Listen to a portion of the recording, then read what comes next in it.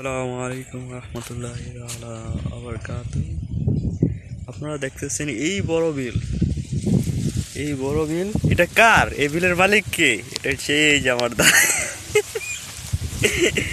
এই হচ্ছে আমার দাদি, আর এই বিলের মালিক মানে পাহারাদার এই আমার দাদি। এখন আমার দাদি খাচ্ছে।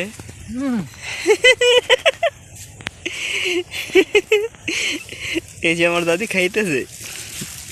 ও মাই গড, কি খাচ্ছেন দাদি আপনি? এই যে আমাদের অনেক বড় বড় শসা গাছ আছে।